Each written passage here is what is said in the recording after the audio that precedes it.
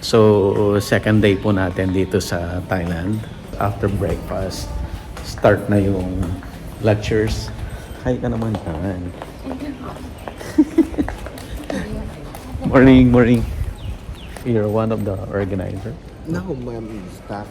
I'm staff of the resort. Yes, Oh, I see. yeah. Morning. Morning. Oo. Dalawa. Hello. Hello, morning. Morning, sir. Morning po. Hindi po, taga-accidental Mindoro kami.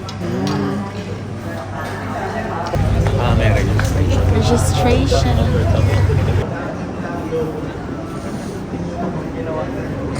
Bumalik muna sa bukid pag mag-review.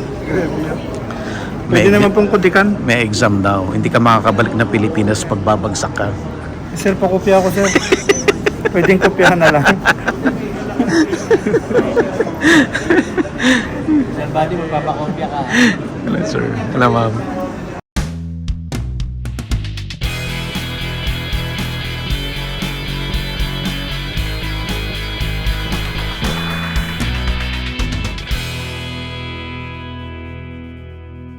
Dito na tayo sa training room. So, then yung start ng summer. So far, talagang ni-impress naman tayo ng todo-todo ng ating organizers kasi talagang from the food, accommodation, yung mga locations so far nakita natin up to the training talaga namang conference ang dating, no? Effort talaga. So highly recommended sila Ma'am Sen dito sa in-organize sila na event. So looking forward for more trainings like this and tours.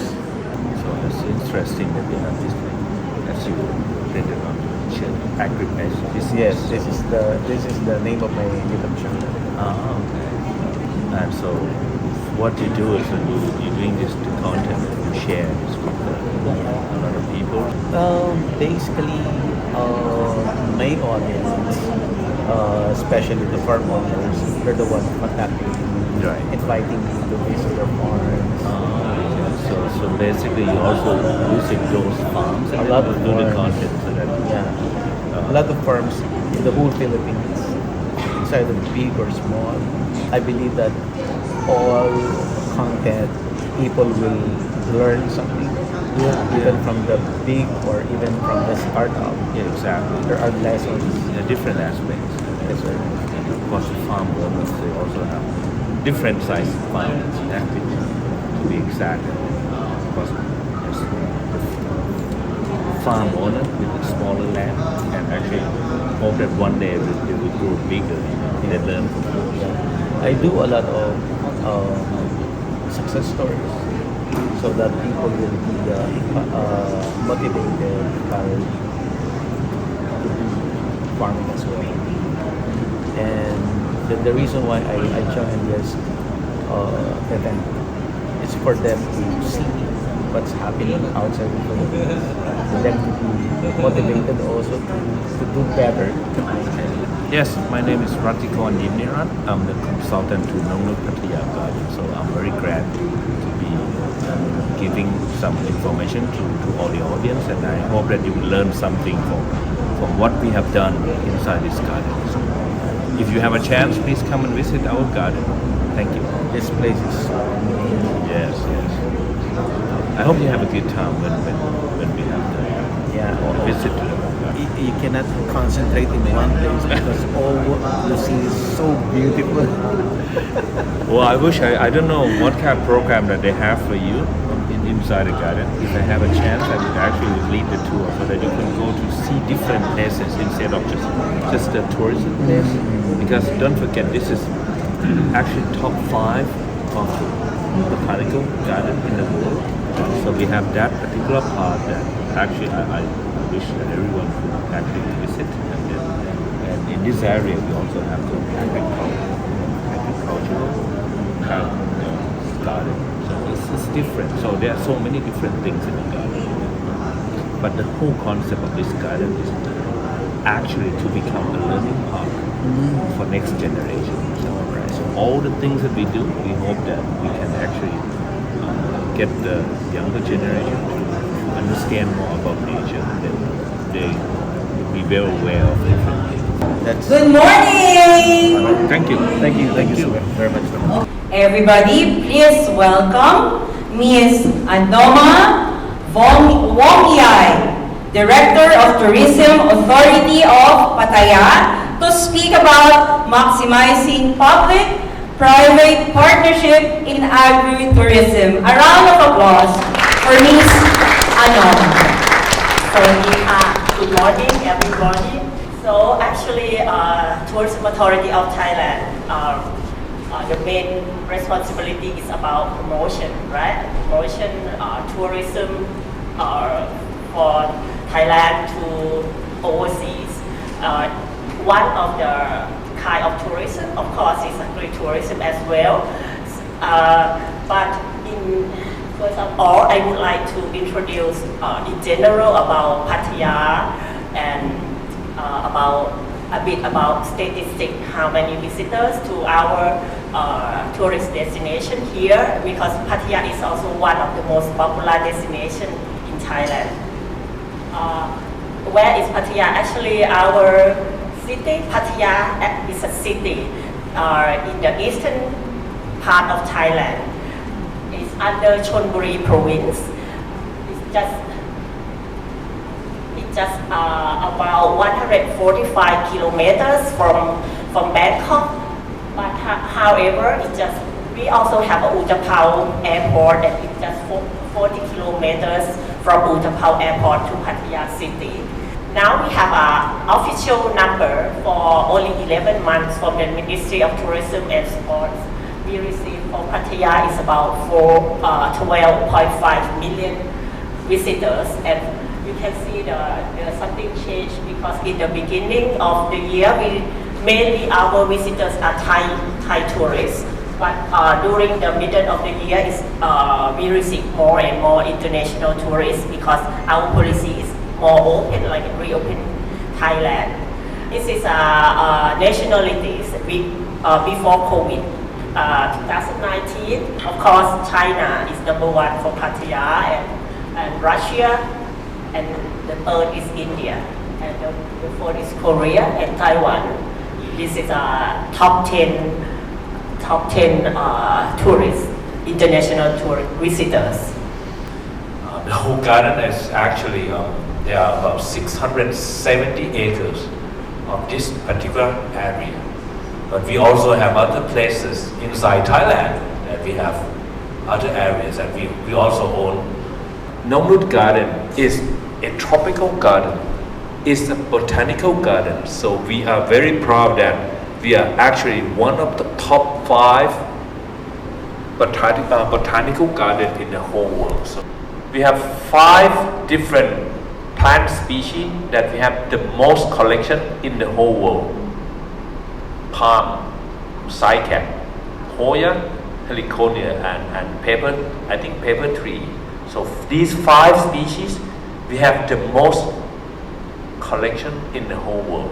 You know what? In Thailand, there are only 2 botanical gardens in Thailand, in the whole country. One is, of course, this is the private. Don't forget, this is a private garden. It's a private sector, and another belongs to the government. It's up in the north, in Chiang Mai area. I don't think you get a chance to visit, but that's also the government botanical garden. So that's in Chiang Mai. The name is Queen Siligit Botanical Garden. So that's in Chiang Mai. Mrs. Nongnut Tamsaja dedicated this whole park as the learning area for next generation.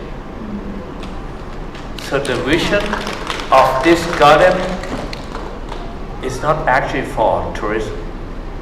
The vision of this garden is at the end, the garden would like to be a learning park for young generation, so that these young children, when they grow up, they would have this concept of animals, they would have the concept of trees, plants, they would have the concept of history, art in their mind. So whatever children see when they are young, that would be genetically, put in their brain, and they would share that to the children.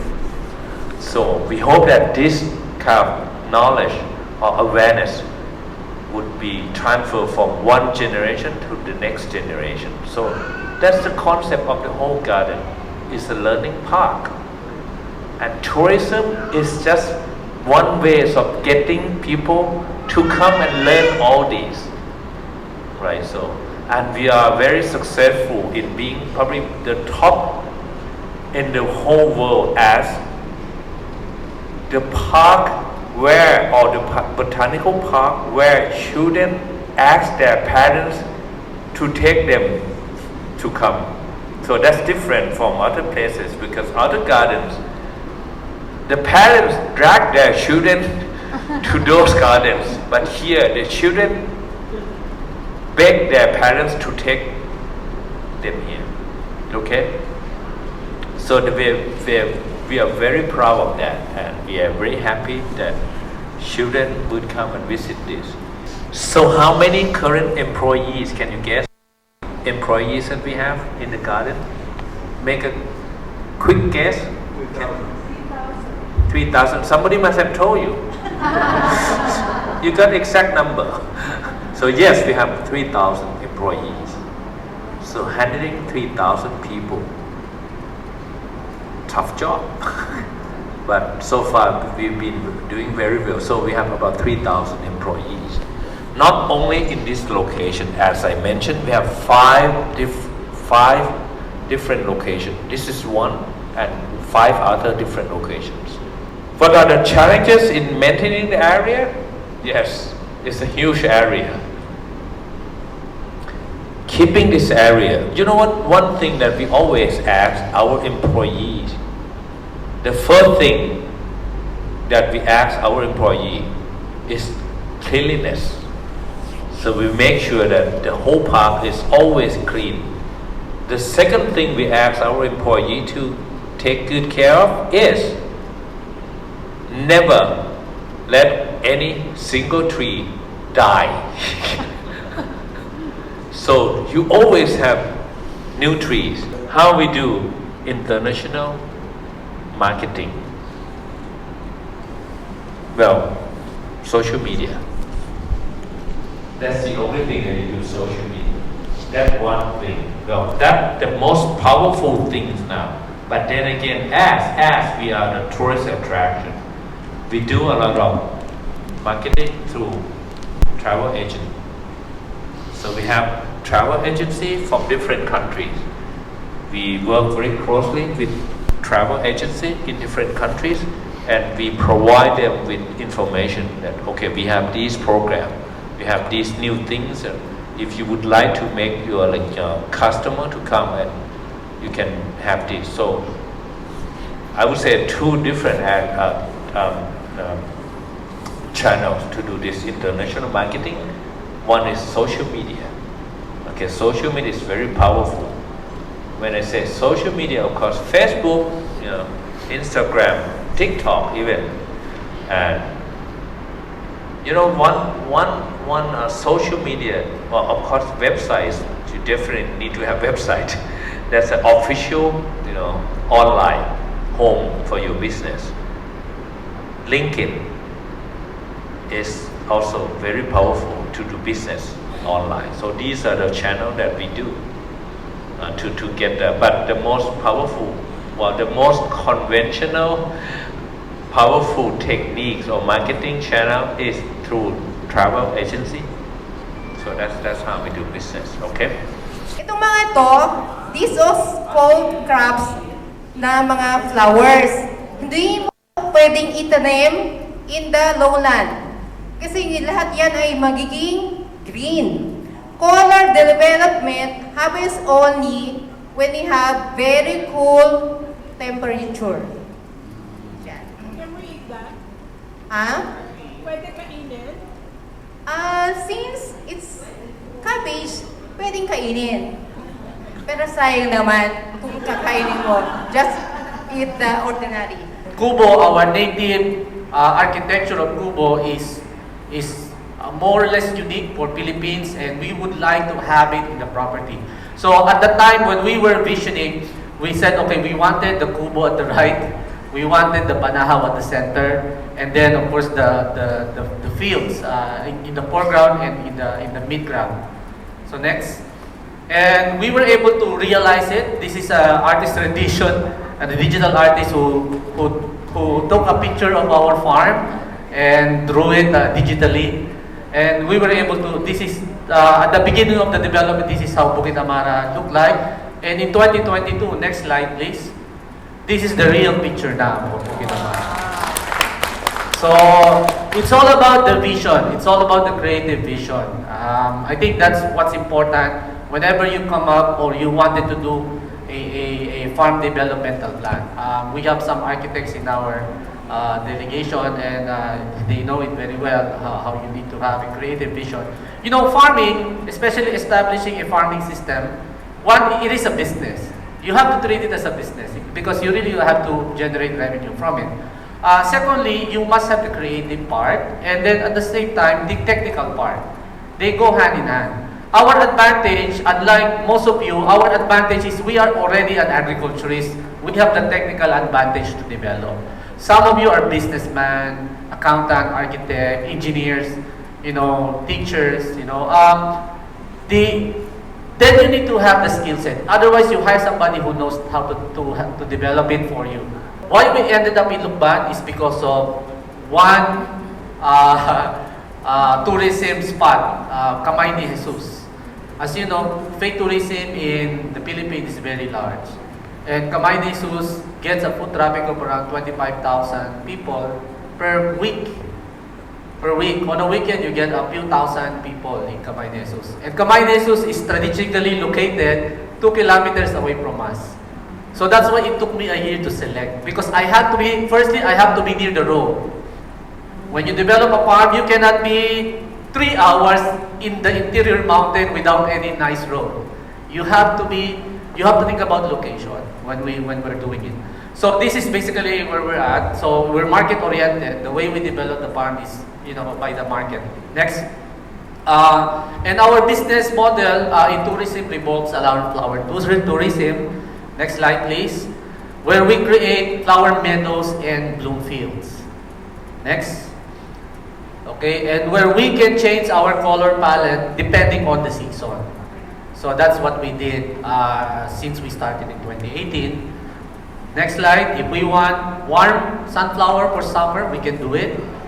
Next slide. Or red for Valentine's Day. It is also possible. And then next slide. Or any other color in between. So the good thing about the technical knowledge is that we can play around with the color combination. If you want us to do cold tone color palette in flowers or warm tones color tone in flowers, we are able to program the planting, the production that will coincide in the design. And that's what we've been doing since then with some of the friends we have here for the real estate development. We're able to tell them at least, you know, how we can program on a, let's say, monthly basis the bloom that they can have in their development. So that's where we're at. Yeah, we create, like, for example, bee pasture and butterfly sanctuary. These are cageless. Now, next slide, please. So yeah, if you click on it, so this is what we do. These are wild weeds. Hindi ito cultivated, damo po yan. You see it everywhere. However, if you collect the seeds of these self-seeding varieties, you plant them in mass, then you attract pollinators. Then you attract butterflies, and then you don't have to cage the butterfly anymore. Because they are sustainably reproducing and thriving in your environment. And that's what we created. We identified about 7 varieties or 7 breeds of butterfly in our garden already. And then we have European honeybees, we have stingless honeybees. These are wild, these are not cultivated. We have Asian giant honeybee, we have carpenter bee, and a couple of breeds of wasp. in the property at the moment. Again, this is a wild weed. You just find them along the road. We saw that it has potential to become a landscape plant. So what we're doing now is we're capitalizing on what we call endemic flowers that we can use for the landscape.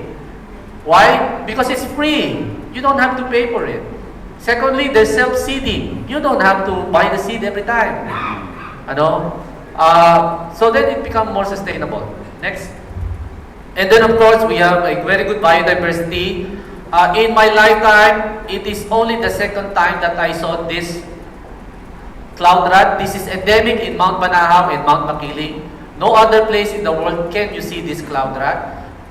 It's an endangered species, and we were surprised that we have it in our property. The first time I saw it was at the top of Peak 2 in Mount Makiling when I was in college. That was the only time I saw them. They are nocturnal and they are very docile. We were able to hold it, but then again the next day we have to let it go. It eats mostly roots. So at that time we're growing a lot of sweet potato. So I think that's where that's why it went to our field. So but it's natural. And then we of course use renewable resources and building materials like kawayan. Next slide. So those kawayans or bamboo are from our property. We now grow different kinds of bamboo for trellising material, for building material, for our furniture, and we also use pallets. Next, recycled pallets. We practice rice fish farming. So all of these have been made possible with a master plan, with a mission. Okay, you must have a mission and vision for the farm. We created this laboratory, we call field laboratory, for people to learn. Okay, next. Because what we wanted to do is to have a science-based cultivation approach, and we wish to be an incubator of precision farming technology, a training center for young agripreneur. I have a few mentees here.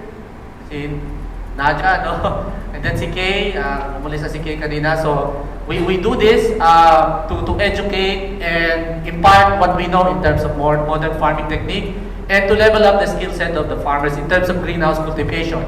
In order to do that, we have to put up the laboratory, and that's what we did. Next slide. We have to show the proof of product concept. We grow ourselves. We just don't lecture by the slides. By presentation. We grow ourselves. These are all possible to be grown in the country if you don't have the right technology and skill set. And then of course Japanese melon. So this one I'm creating a personal production because I wanted to promote. Nobody's growing Japanese melon in the country except us. We started it. We wanted to show that it can be grown, and we've done it successfully. Next. And this is how it looks like at the beginning. As you can see, when you do practice precision farming, then you can have a very beautiful crop, precise and uniform. If you click on it, I think it's a video. Next. So that's what we wanted to do. If the methodology is correct, then you are more or less in control of the crop. Kasi akala nila farming, magtanim ka, bahala na kung lalaki. No, what we wanted to teach is that in farming, as an agriculturist, you can be in control of the crop growth. If you wanted to grow more leaves, you can do it.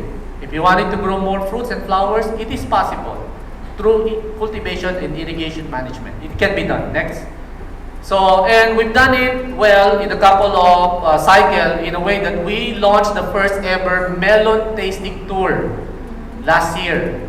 So this will be a regular event where we grow different types of melon from different parts of the world in one single event every summer. We will start this year in April until mid-May until Mother's Day. So we are launching it. Next slide. And we have to show that we can grow. These are all grown in my farm. So we've done it.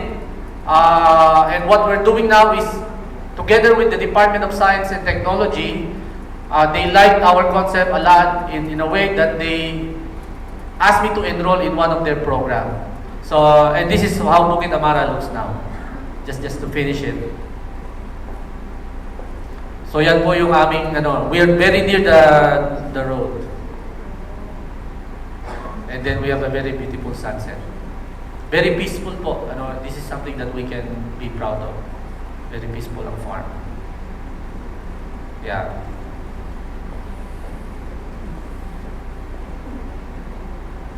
Ayun. So yun na lang siguro at we ran out of time. So thank you very much for listening. Natapos na po yung seminar natin. So magkakaroon lang tayo ng picture taking. And then after that, magpapack and then magla-lunch and then we'll go to the next location. Tabi tayo kayo. Dito kayo, sir, sa gitna. Hindi talaga ako sa gilid. Pasok po. Pwede sa taas. Kulang eh. Hindi maganda yung picture. Yan. Okay. Pasok po. Usog pa, usog. Pataya! Pataya!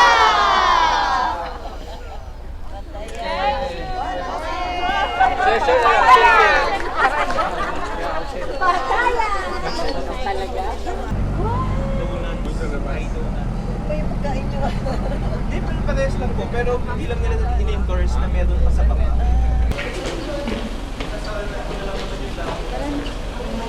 Marami na kami sponsor body. Marami na kami. Guys, bring the keys with you, okay? Alright. Keys down. The key card, okay? Bring the key. Ayan. So, okay, we're done.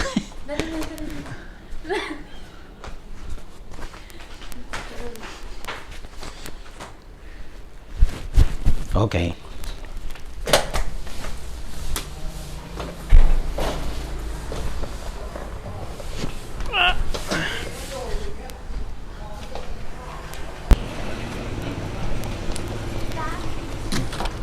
Ako, paibang ng dalaw, paibang. Thank you.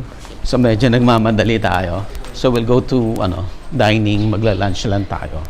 Tapos we'll go na to the next location.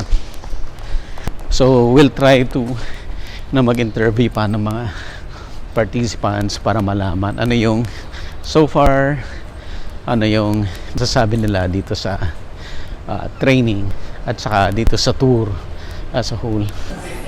Rice.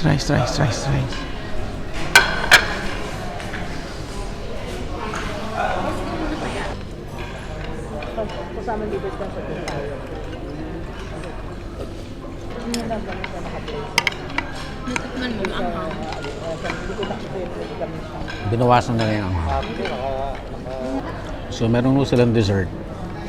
Yung dessert nila para siyang bilo-bilo, pero meron siyang gelatin.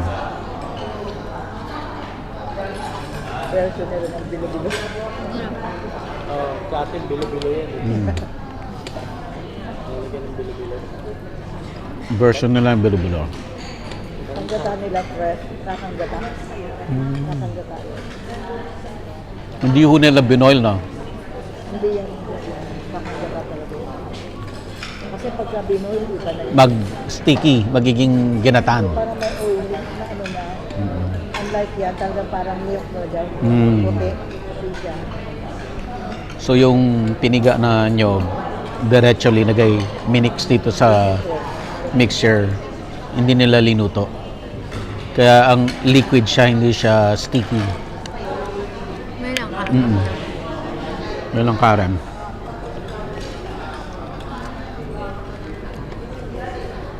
English na... Para siyang fresh na.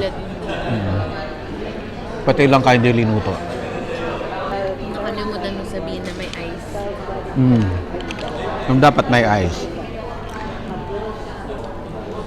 Pero yung gelatin niya, firm, Ano siya? Chewy. chewy. May kamote at saka uge.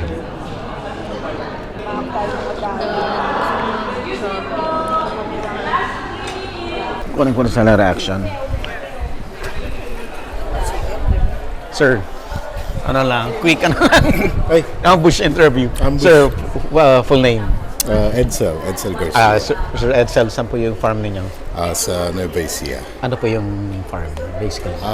Ano siya, initially tilapia farm siya, pero nagko-cultivate din kami ng mushrooms tsaka ang tawag dito, yung iba-ibang crops, upo, cucumber, mga ganun. Ba't kayo nag-join? Para kasi parang limited lang yung knowledge namin about farming. So it's a chance to meet other farmers as well. Alright. Tapos knowing Thailand, very maganda yung vegetation nila, di ba? So it's a good thing to join. So far, yung expectation mo nami-meet ba? So far nami-meet siya. Actually nag-exceed siya kasi yung talk about Nongnuk, about paano nag-start yung farm nila, paano yung concept nila, yung length ng efforts nila bago nila na-achieve to. It's very very informative. Tapos yung talk ni Sir Michael, very inspiring siya kasi parang kasi ganun din ako from corporate ako. Then I kind of want to go out to do farming. Are you planning to go full-time in farming ba? Hopefully. Okay. Retire na. Aga. tama na ang corporate Hindi, pero maganda talaga yung concept ng farm living. Alright. Thank you, Sir Edsel. Ay, thank you. Ano, sir? Solve na naman. Oo. Mababa ang biyahe doon natin. Mahaba. Hello, ma'am. Yes, hello. Ambush interview po. Saan po yung farm ninyo, ma'am? Sa Tacloban City. Tacloban. Yeah. Wow. Nagbiyahe pa kayo? Yes, of course. Okay. Si Ma'am Martina. Si Ma'am Reyna. Tina. Ano pong laman ng farm ninyo? It is an organic, a third-party certified organic farm. Wow. It's about 41 hectares with integrated farm. I have the livestock. Then I have the fruit trees and the I am starting now a permaculture farming activity. Grabe. But, it's more of a vegetable production. Parang nakaka-excite ma-visit yung farm niyo. I hope you could visit. It's already National Extension Service Provider of Agriculture. Oh, I see. And then, attest the farm school. Farm school.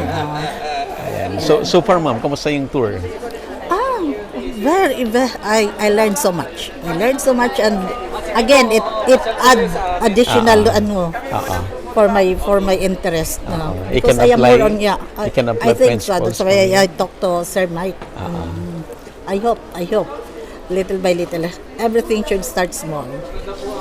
Well, that's 41 hectares. 41? 40 hectares? 41. 41.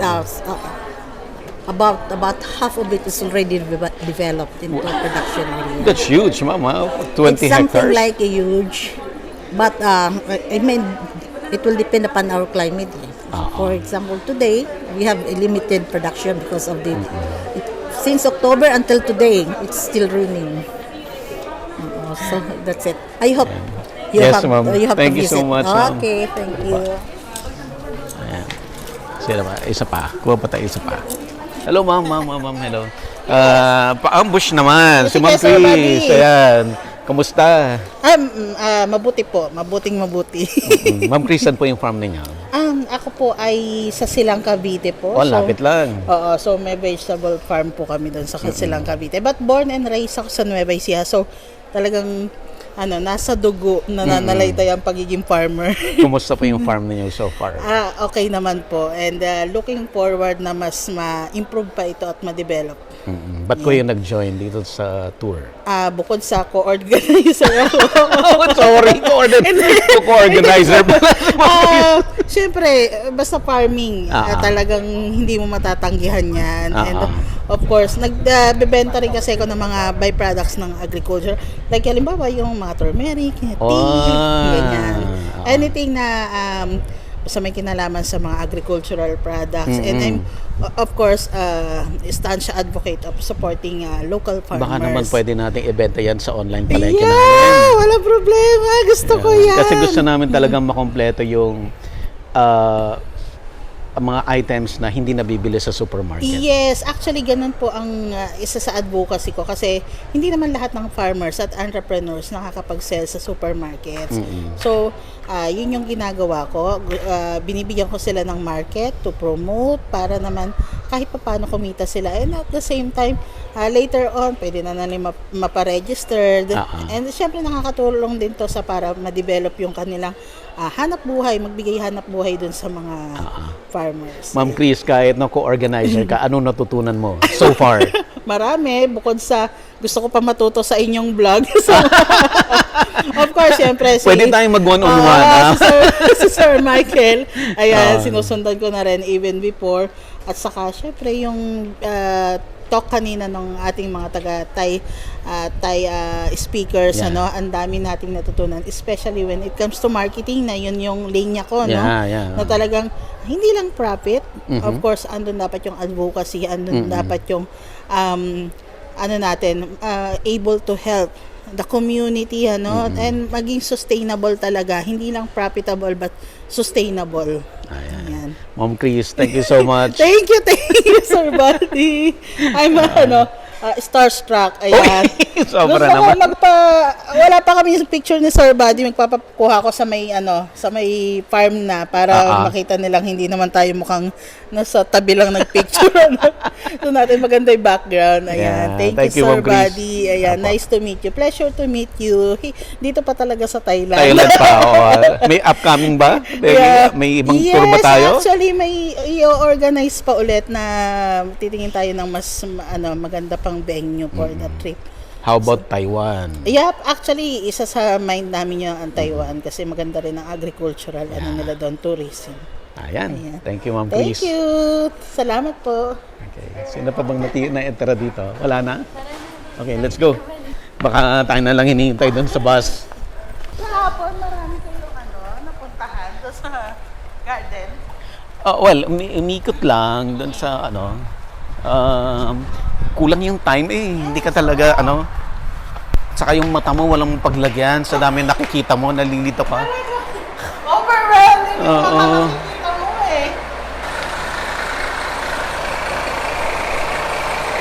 I think ito yung baliktad sila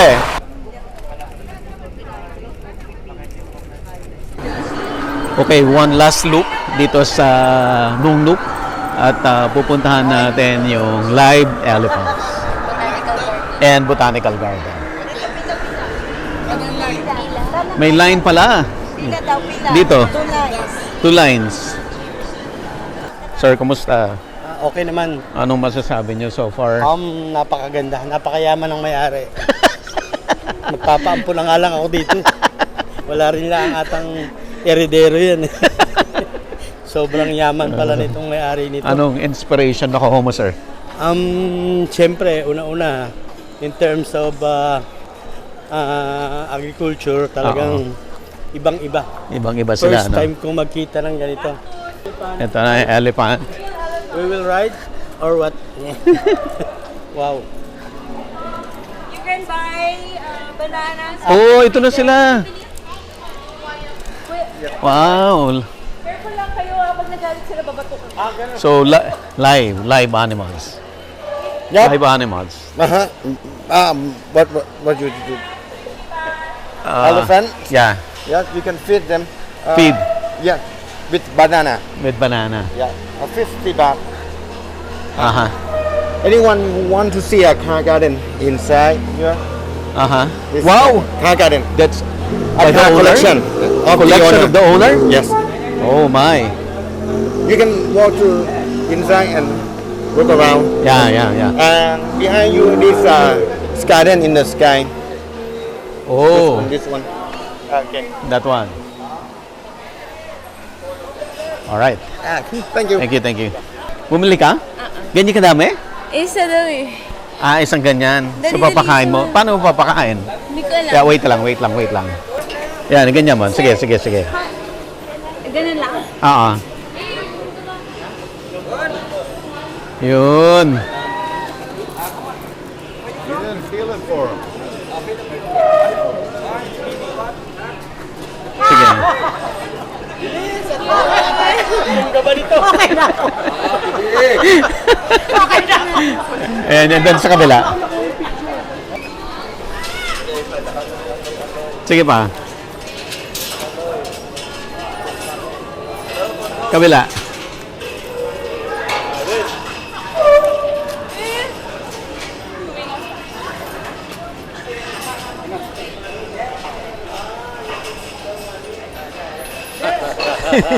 Sige, sir. Ah.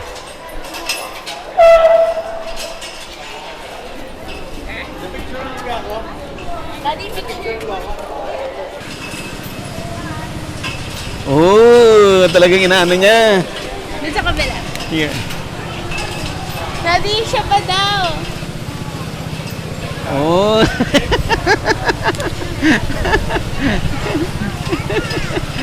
Galing. Ito, Daddy. Ah. Ito malaki. Sir, gusto mong pakain?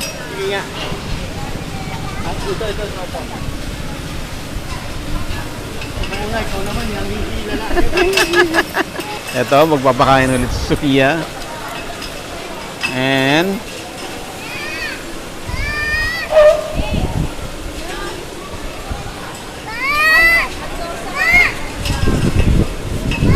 okay. So how was the experience? Saya. Saya? Cute. Wow!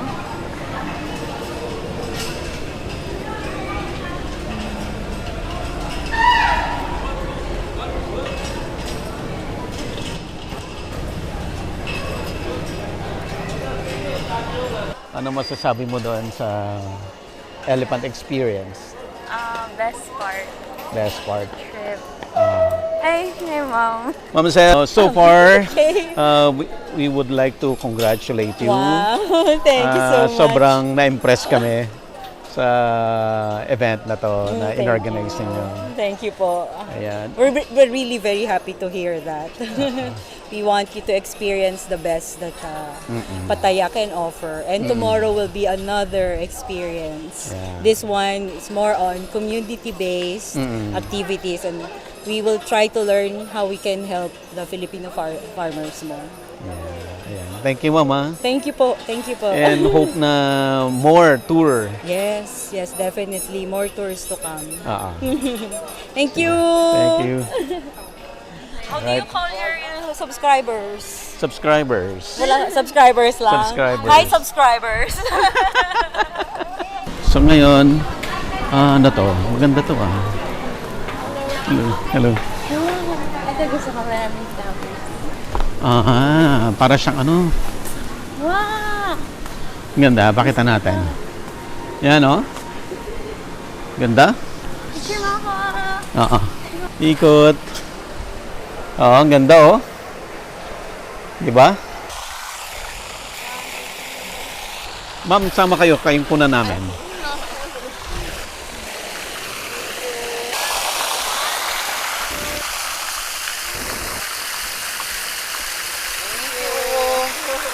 Okay. So ngayon, I think maganda mag-start tayo dito. Akitin natin to. Tapos para makita natin yung taas, papunta doon sa papunta doon sa cactus. Okay, let's go. Oo.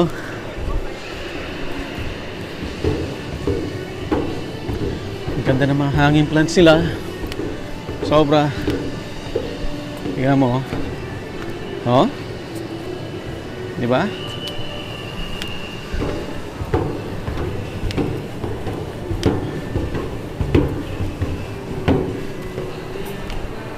Mga ordinaryong plants lang pero sobrang ganda yung lush kasi siya, naalagaan, maganda yung pagkakalagay niya, kaya grabe ang lulusog.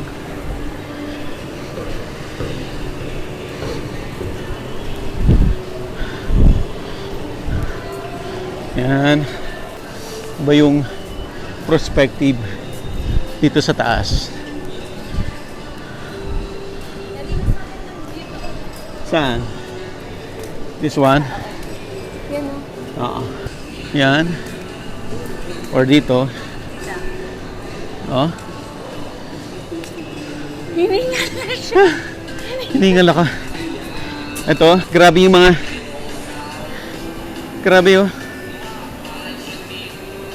aerial plants. Sobrang lusog nila. Hanggang dun. Tignan mo. Daddy, dito tayo. Ayan na, cactus. So ito na yung cactus. Imagine mo, Itong side na to, aerial plants. Ibang-iba yung cultural management. Pero katalikod niya, yung mga cactus. Nag-work yan kasi yung ginagawa nila, almost lahat ng plants potted. So pag may nag-deteriorate, tanggalin lang, palit ng bago galing sa nursery. So itong garden, 100% lagi maganda. Let's go. Wow. Tingnan nyo. Videohan natin ang pan. Ha? Ganun. Oo. Oh. So kita nyo, ito yung garden. Cactus garden. Super ganda.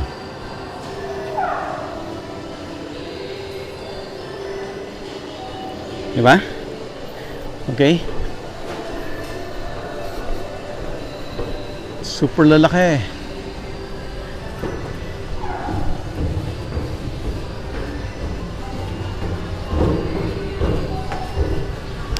Dad, picture mo ko dito. Dito. Picture mo ko.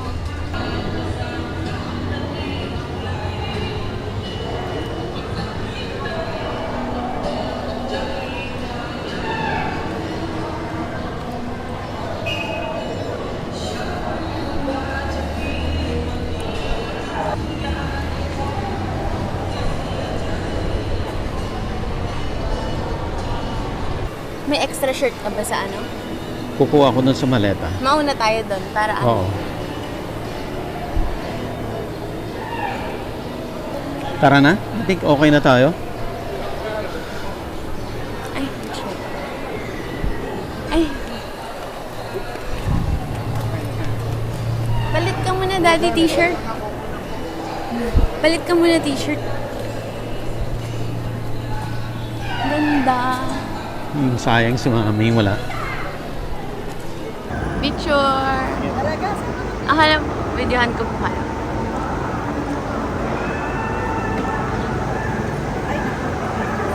Ito guys, ang panati ko po ito ng aking asawa. Hello, sir. Kasi, dati, ito na, lugi ka sa akin. Dati, lugi ka sa akin. Ayan. Puntahin natin sa Tanay yung kanyang farm. Ayaw po. Ito, tingin natin siya sa kanyang vlog. Saan po farm niyo, ma'am? Dragon fruit at the same time may ano pa, may crabs Nasa pa. livestock business ako. Yun ang main ninyo. Yun ang bangging ko. Yan. Baboy tsaka baka, kambing. Oo. Ma'am, ano po yung full name ninyo? Joen Hicaro po. Si Ma'am Joanne. Ilang hectares po Nagpakuan to? ako, sir, buhay na buhay. Nadali ako ng paing. Yun ang problem ko, sir. Ayan, ayun yung bahay ko. Ayan po yung piggery ko sa may ay. Ilang hectares po ito, Ma'am? Almost 5. Malaki. Yan po. Tanim ako ng mais. Lumubog din sa paing. Kaya ako yung farmers na sawi. Di bale? Pero ang bangging ko dyan, sir, marami akong saging. Oh. Malaking income ko yan. Malaking income sa saging. Libo po pag nag-ano ako dyan, nag-harvest. Hindi ako bumababa sa 15 na puno. Pag nag-harvest. Sinong nabili? Sir, nasa Manila po ako. Ako na rin. Ikaw na. Tapos may pumipick up na sa aking mga alam mo yun, sa mga liblib na. Wholesale ako. May sasalubong na ng mga bangkulong. Dadala na yun sa lugar nila. Galing. Baka punuin mo na lang ng saging. Ayaw mo? Sayang yung space. Sayang yung space. Pang ano mo lang yung saging, pang burger? Tsaka blacker mo yan, sir. Blacker mo siya. Hindi ko po alam eh. Pero sa likod po niyan, sir, papansinin mo, marami po akong coconut. Ayun. Ayan, sir. Ayan. Malaki na pala. Oo po. Ilang trees yung coconut niya? Sir, ito sir, nasa 500 eh. Kaya lang ang nabuhay. Siguro lahat-lahat po baka more or less 1,000 din po o 500 more than siguro. Hindi ko po mabilang. Hirap magbilang. Hindi pa namumunga. Malapit na namumunga na. Hindi ko. Nagsimula ho yung mabunga sa lupa sa pa baba. lang. So ma'am, ba't ka sumama dito sa tour? Maghala po ako. Talagang sumasama po ako. Nagpahinga lang ako ng COVID. Talagang Gala. Basta ito yung gala ko, yung farm. Oo. Baga educational na, tapos nag-enjoy ka pa naman. Nabubusog ka pa. Sulit ba itong tour na to, ma'am, so far? Yes, sir. Kasi pag busog busog ka ng knowledge, busog ka ng kaibigan, busog ka ng mata, busog ka ng pagka-tiyan. Oo. Yan. Yung marami ko kayong naririnig na iba-ibang inputs, maraming bagay yan. Para ka nanonood ng YouTube. Oo. Ayun. Alright, thank you so much, ma'am. Ako nga magpa-thank you sir. At least imagine mo, yung isa sa mga sikat na vloggers. Sa YouTube ko na nakikita, tapos na wow! What an experience. Hindi mo ba? Tapos sasabihin mo sa akin, di ka mag-e-enjoy. Wow! Ano ka ba? Wow! Sipin mo nga kung wala to, magkakaroon kaya ako ng chance? Kung hindi kita invite sa farm ko, wala man ako ibibida. Asan yung bus natin? Nandito na tayo ulit sa loob ng bus. Tapos na yung tour natin and ready na tayo papunta dun sa next location. Alright? Papunta. So ayan. Busog na busog pa. Meron na namang food. Kain tour. So andito tayo sa isang small town dito sa Thailand. Hindi ko alam anong pangalan ng town na to, but ito ay nasa northern part na ito ng Thailand. Para lang siya pero alam mo na yan, wala ka sa Pilipinas eh. Tada!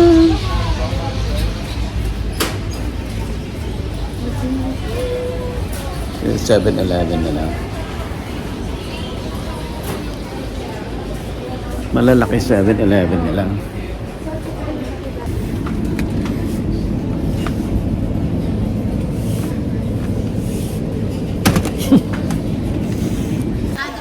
Sarap.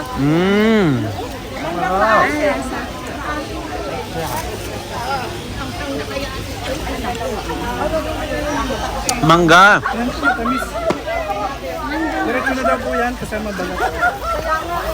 Ano nangyari? Matamis po. Yung maasim eh. Ito po maasim. Eh, merong hanghang eh. Hindi ba kipulag na? Kakaiba, direct, no? Kaya pa. You eat na balat? Yeah. Ano yan?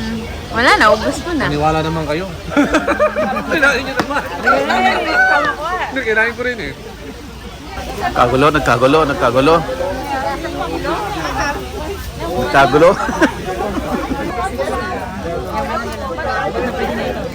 Ito oh, kamatsili oh.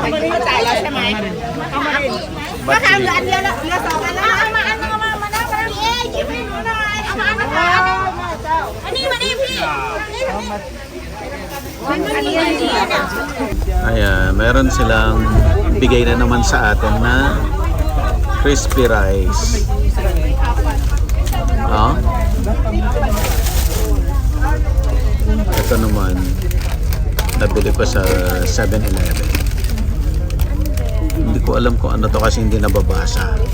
Matabang. Matamis.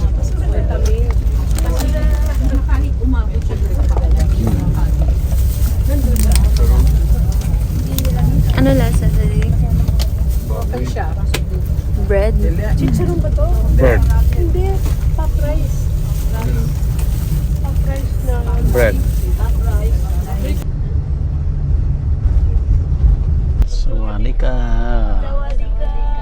Ano yung sawanika? Ano ibig sabihin? May sunog.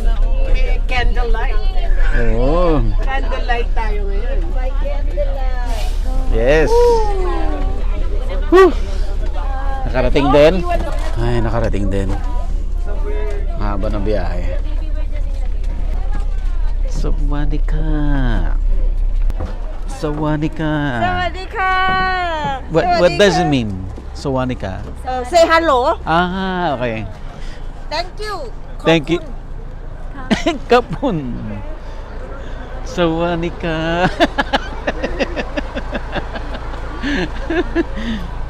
So yun. Wow, malamig siya. Malamig siya. Hello sir. Woo! So, malamig pala talaga. So, hot pot po tayo. Ayan. Tuturo sa akin paano ito kainin. Kasi siya yung nag-drive doon, nagpunta kami. Ginawang heater. 20 degrees daw. Malamig.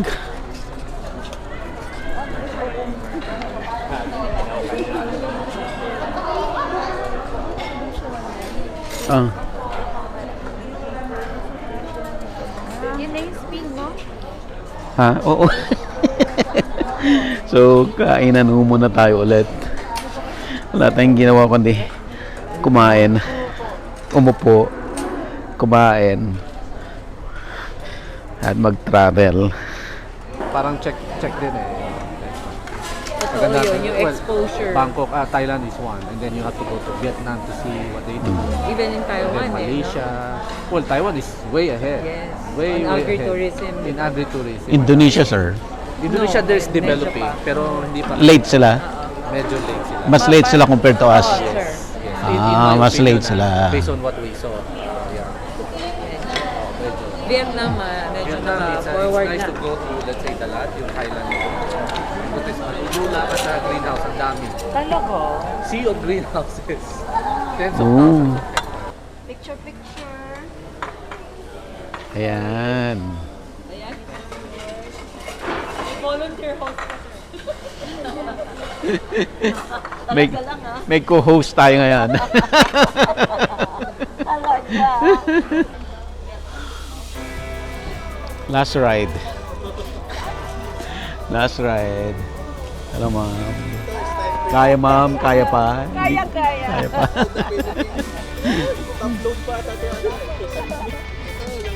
Ayan, o.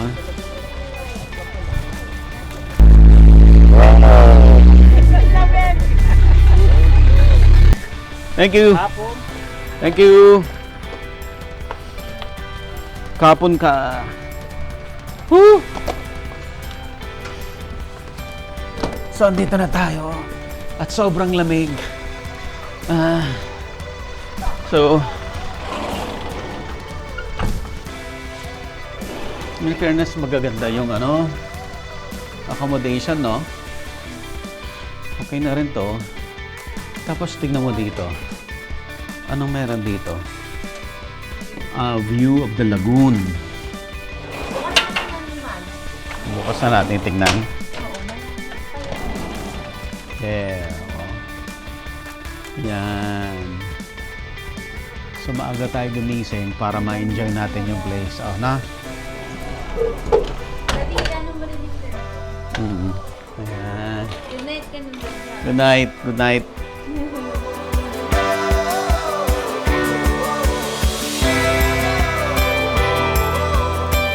Available na po ang Agribusiness merch sa Shopee. Ang link nasa description box.